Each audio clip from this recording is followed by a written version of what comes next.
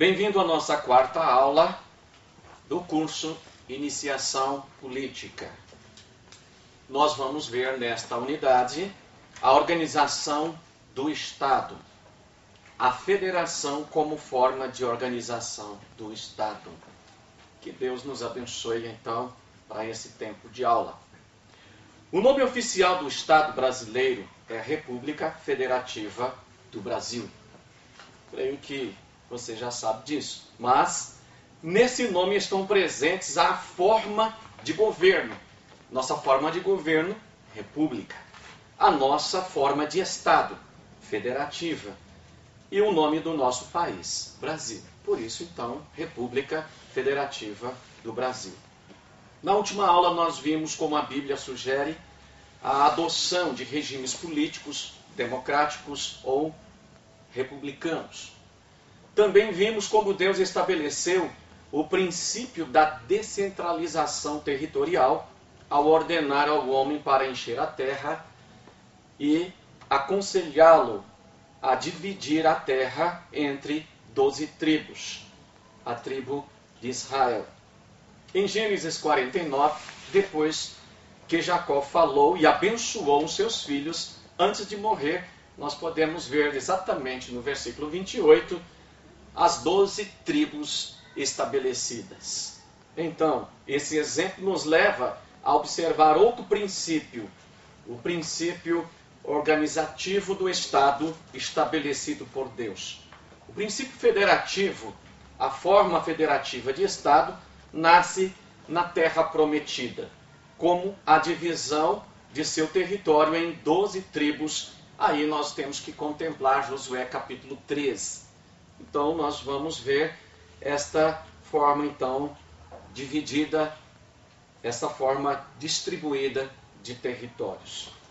É tão interessante nós notarmos, se formos para o capítulo 7 de Deuteronômio, nós vamos perceber que Deus diz ali o nome de 7 povos que habitavam a terra de Canaã, a terra que havia sido prometida para Israel ocupar. E Deus ali fala que eles não deveriam aprender a fazer conforme aquele povo fazia. Por isso Deus diz, vocês vão eliminá-los, vocês não vão fazer alianças com ele, vocês não vão fazer absolutamente nada do que eles fazem. Não dê os seus filhos às suas filhas em casamento e não tome as suas filhas para os teus filhos em casamento. Então, nós vamos perceber Deus dizendo que não é para igualar, não é para ser igual àquele povo. Deus fez uma separação entre o povo daquelas terras, ou todos os povos daquelas terras, sobre Israel. Ou seja, não se misture, não faça igual, não seja igual. Não copie, não imite. Deus dizendo a eles. Então, nós podemos ver o seguinte, o Estado federal caracteriza-se pela descentralização do poder político e pela repartição de competências entre as entidades político-administrativas. Então, nós temos aí o quê? Nós temos a União, os estados e os municípios. Então, vamos ver, a forma federativa de um Estado se caracteriza, portanto, pelo princípio da descentralização e pelo princípio da repartição de competências. Em primeiro lugar, então, princípio da descentralização. Gênesis capítulo 1, versículo 28, já muito citado na aula anterior. Deus cria o homem e ao criar o homem, Deus o abençoou e disse para ele multiplicar e encher a terra. A palavra e os abençoou e lhes disse, sede fecundos, multiplicai-vos, enchei a terra, sujeitai-a, dominai. Deus está dizendo, olha, eu estou imbuindo vocês de poder para que vocês tenham êxito, para que vocês possam, na realidade, multiplicar, encher a terra, ser prósperos nessa terra. É o significado de abençoou. Quando o homem quis permanecer em um só lugar, nós vamos ver aí que Deus confundiu as línguas e fez com que se espalhassem por todo um lugar. Vamos então entender um pouquinho aqui sobre Babel. É o que o capítulo 11 de Gênesis nos traz. A Torre de Babel, no fundo, é o homem tentando construir o seu próprio reino. Podemos então retroceder na história e chegar até Caim, e nós vamos olhar o capítulo 4 e 5 de Gênesis, os descendentes de Caim, como o próprio Caim, construindo as primeiras cidades. É muito importante observarmos isso. E, no fundo, nós vamos ver o seguinte: o que significa a Torre de Babel? Essa Torre de Babel era um homem que eles disseram: olha, vamos construir, vamos juntos, vamos juntar nossas forças, vamos produzir tijolos, vamos queimar bem esses tijolos, vamos cozinhá-los bem. Então nós usaremos o betume como argamassa e os tijolos. Vamos construir uma torre, vamos chegar até o céu e vamos fazer célebre o nosso nome. Isso significa que os homens, como no exemplo de Babel, nós vamos notar que estão sempre tentando consolidar e centralizar poder. É algo muito terrível isso aqui. Para que possam ser o quê? Autônomos de Deus e estabelecer suas próprias regras e as suas próprias regulamentações. Isso, no fundo, é o significado de Babel. As primeiras cidades, a gente vê as cidades sendo construídas e um homem sempre buscando fugir de Deus e essa independência de Deus. O princípio, então, da descentralização também foi aplicado pelo povo de Israel, quando conquistaram a terra prometida. Ela foi dividida em 12 territórios, ou seja, que correspondiam às 12 tribos, e cada tribo ficou com a sua parte. Então, olhando Josué capítulo 13, verso 6, a parte B do versículo, Deus disse: reparte, pois, a terra por herança a Israel, como te ordenei. Esta foi uma ordem que Deus deu para o próprio Josué. E a divisão territorial em tribos tornou autônomas e administrativamente, financeiramente, as tribos, mas não independentes, separadas umas das outras. As 12 tribos formam uma única nação, a nação de Israel, a qual foi governada por juízes. Juízes capítulo 2, verso 16.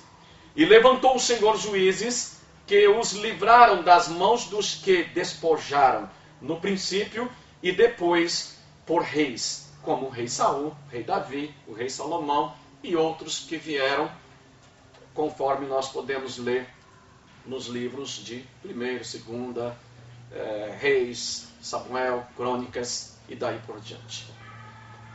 Vamos olhar outra coisa importante, o princípio da repartição de competências. Além da descentralização da autoridade entre 12 tribos, cada tribo ou território tinha uma função específica, apresentava características próprias. Muito interessante. Gênesis 49, de 1 a 28, nós vamos contemplar isso. Jacó profetiza sobre os seus filhos quais seriam suas funções na nação de Israel.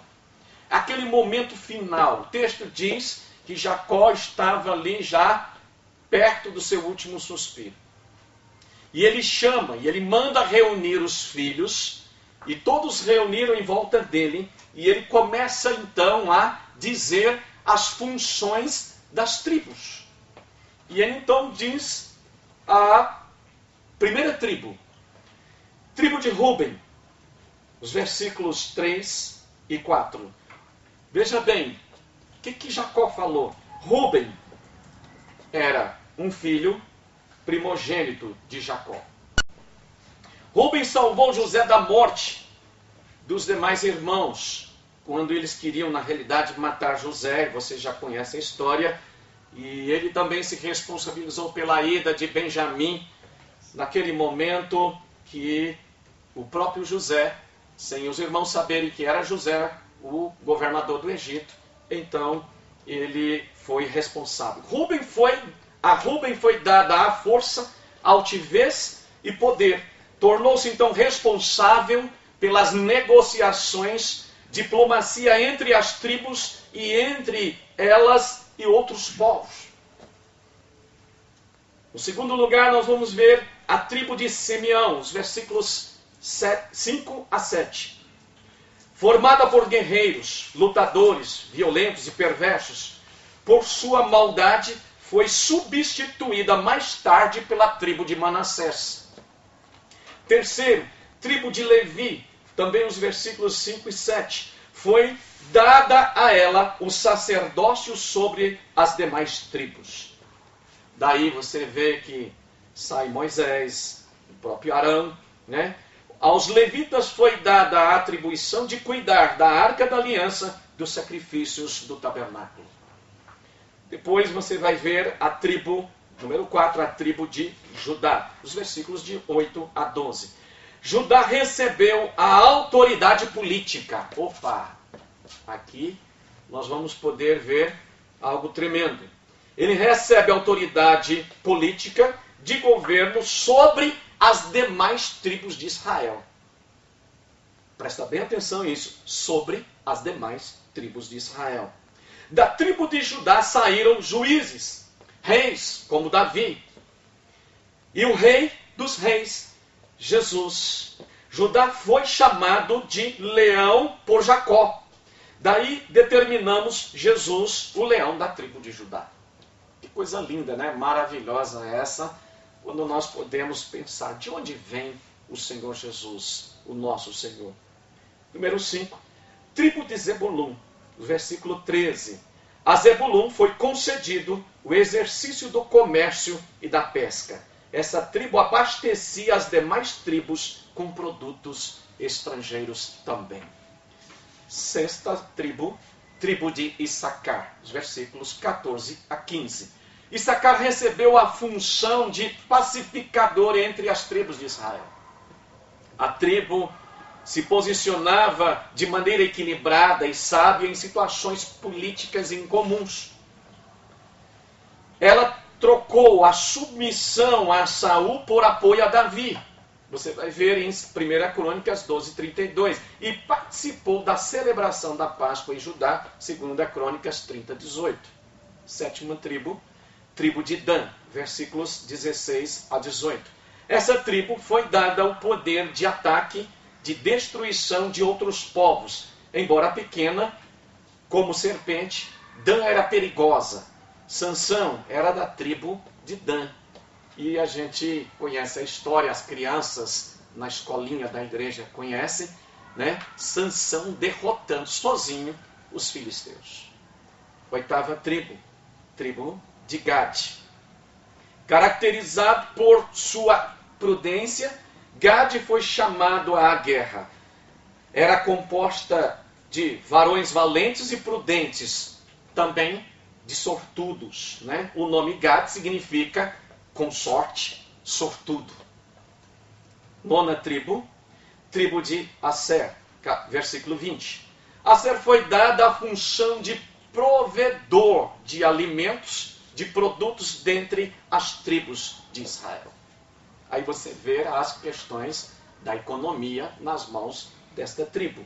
Décima tribo, tribo de Naftali. Versículo 21. Naftali recebeu o dom de eloquência. Esse é um dom que muita gente quer, inclusive eu. Seu povo escrevia, discursava, era especialista em discurso, em comunicação. Então aqui a gente pode entender, na mão destes estava o Ministério das Comunicações, ou aquilo que nós podemos chamar de mídia, a mídia nos dias de hoje. 11ª tribo, tribo de José, versículos 22 a 26, formada pela tribo de Efraim e de Manassés. A esta tribo foi atribuído o dom do ensino, a autoridade para levar o ensino do Evangelho ao mundo vem dessa tribo. 12ª e última tribo, tribo de Benjamim, versículo 27. Comparada a um lobo que despedaça, esta tribo ficou conhecida como um guerreiro feroz. Então, aqui estava um poder de guerra ou um poder de polícia. Que Deus nos abençoe.